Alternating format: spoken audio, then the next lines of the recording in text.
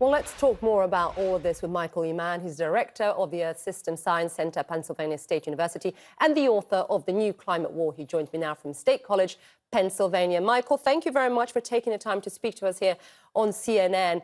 Look, what's really staggering is that the frequency of these events are very alarming, and we'll talk about this in just a moment. But simply from a management perspective, how do cities, how do governors need to start? How do they plan and foresee these events? I'm talking investment, infrastructure. Yeah, thanks. It's good to be with you on this very unfortunate day. We are witnessing in real time now the devastating impacts of climate inaction, of our failure to act meaningfully thus far.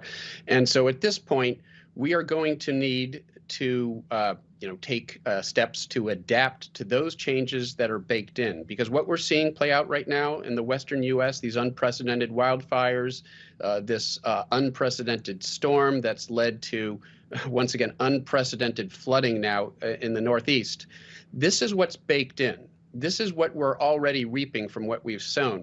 And if we continue to burn carbon, if we continue to burn fossil fuels, it gets worse. So the first thing we have to do is to stop burning fossil fuels. And that means that any infrastructure package, the one that's working its way through Congress, has to have major items within it that shift us away very quickly from our reliance on fossil fuels. But at the same time, as you allude to, we need to increase our resilience. We do need to adapt to those changes that are now baked in.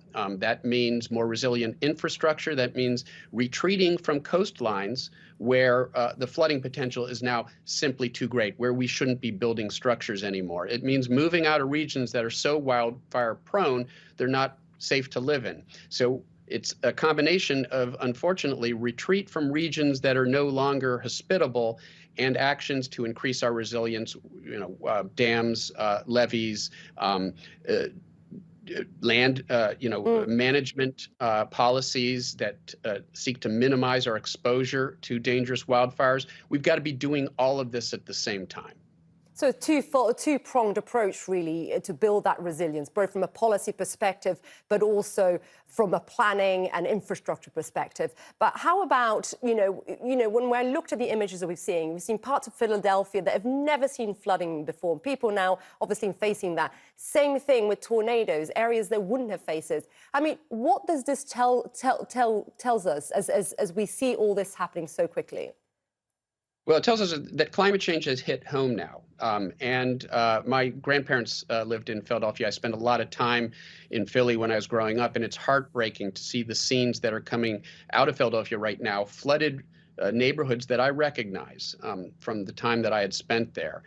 And one of the things that that recent UN report, the latest report of the Intergovernmental Panel on Climate Change, the IPCC, that came out a few weeks ago, one of the things that this report showed is that we now have to be prepared to deal with simultaneous disasters. One of the things that climate change has now brung is disasters that play out at the same time. The wildfires out west, the hurricane that struck the Gulf Coast, the flooding we now see in the northeastern U.S. Along the mid-Atlantic coast.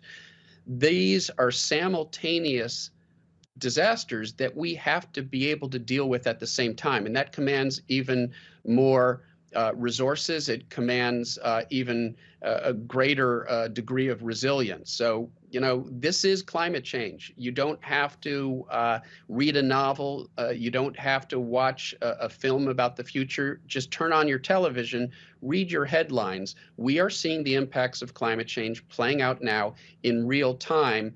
This is baked in. We can prevent it from getting worse, but we have to act dramatically. We need to stop burning fossil fuels.